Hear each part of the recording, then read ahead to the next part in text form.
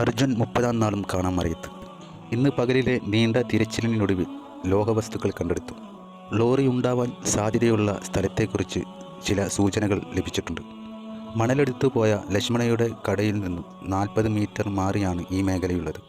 അവിടെ ഈശ്വർ മൽപെ ഇറങ്ങിപ്പോയും അർജുൻ്റെ ട്രക്കിനടുത്തേക്ക് എത്തിച്ചേരാനായില്ല. വളരെയേറെ വലിയ തടസ്സങ്ങളാണ് അർജുൻ്റെ ട്രക്കിലേക്ക് എത്തിച്ചേരാനുള്ളത്. അവിടെ വലിയ മണൽക്കൂനകളുണ്ട്. വള്ളത്തിനടിയിൽ മനുഷ്യന് നിയന്ത്രിക്കാൻ പറ്റാത്ത വിധത്തിലുള്ള തടസ്സങ്ങൾ. അതിന് യന്ത്രങ്ങളുടെ സഹായം തന്നെ വേണം. അങ്ങനെയുള്ള തിരച്ചിലിലൂടെയല്ലാതെ ഇനി അർജുൻ്റെ ട്രക്കിൻ്റെ സാന്നിധ്യം കണ്ടെത്താനാവില്ല. നാളെ അവധി ദിവസമായതിനാൽ അർജുനായുടെ തിരച്ചിൽ മറ്റന്നാൾ ആണ് ഇനി ആരംഭിക്കുക. ഇന്ന് രാവിലെ മുതൽ ആരംഭിച്ച തിരച്ചിൽ ഉച്ചവരെ ആയിട്ടും പ്രതീക്ഷകൾക്കുള്ള യാതൊരു വകയും കണ്ടില്ലായിരുന്നു. ഈശ്വർ മൽപെ 9 തവണ ഇന്ന് ആഴത്തിലേക്ക് ഡൈവ് ചെയ്തു പോയി. എന്നിട്ടും യാതൊരു നിർണായക വിവരങ്ങളും ലഭിച്ചില്ല.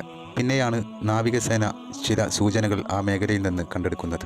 അർജുൻ്റെ ട്രക്കിലുണ്ടായിരുന്ന കയർ നാവികസേന ഒരു ഭാഗത്ത് നിന്ന് കണ്ടെടുക്കുകയായിരുന്നു. മണ്ണിനടിയിൽ വണ്ടിയുണ്ടെന്ന് ഉറപ്പിച്ചു പറയുന്നു ഈശ്വർ മൽപെ. അതിനുള്ള സാധ്യതകൾ ഇന്ന് ലഭിച്ച കയറും അർജുൻ്റെ ട്രക്കിലുണ്ടായിരുന്ന ജാക്കിയുമൊക്കെ അതിന് നിർണായക തെളിവ് നൽകുന്നു. അങ്ങോട്ട് എത്തിച്ചേരുന്നതാണ് പ്രയാസം. മരങ്ങളും പാറകളും മൺകൂനകളുമായി വണ്ടിയുണ്ടെന്ന് ഉദ്ദേശിക്കുന്ന സ്ഥലത്തിൻ്റെ മുകൾ ഭാഗം ആകെ മൂടിയിരിക്കുകയാണ്. തിങ്കളാഴ്ചയും തിരച്ചിൽ ആരംഭിക്കുകയാണെങ്കിൽ യാതൊരു കാര്യമില്ലെന്നാണ് ഇപ്പോൾ പുറത്തുവരുന്ന വാർത്തകൾ പറയുന്നത്.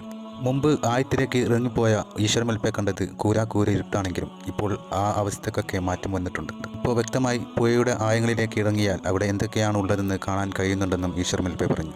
അർജുൻ്റെ ട്രക്ക് അവിടെ തന്നെയുണ്ട്. പക്ഷേ തടസ്സങ്ങളാണ് ഇനി മാറ്റേണ്ടത്. അർജുൻ്റെ ട്രക്ക് കണ്ടെത്തുന്നതുവരെ തിരച്ചിൽ തുടരുമെന്നുള്ള വാക്ക് വളരെയേറെ ആശ്വാസം നൽകിയെന്നും അർജുൻ്റെ സഹോദരി പറഞ്ഞു. ഇന്ന് നടന്ന തിരച്ചിലിലും ഞങ്ങൾ പൂർണ്ണ തൃപ്തരാണെന്നും അർജുൻ്റെ സഹോദരി പറഞ്ഞു. അർജുൻ ജീവിതത്തിലേക്ക് തിരിച്ചു വരട്ടെ എന്ന് പറയുന്നത് ഒരു തെറ്റാണോ എന്നറിയില്ല. എന്നാലും ഓരോ മലയാളിയും ആഗ്രഹിച്ചു കൊണ്ടിരിക്കുന്നു അർജുൻ ജീവിതത്തിലേക്ക് തിരിച്ചു വന്നെങ്കിൽ എന്ന്. എത്രയും പെട്ടെന്ന് അർജുനനെ കണ്ടെത്താനാവട്ടെ എന്ന് നമുക്ക് പ്രാർത്ഥിക്കാം.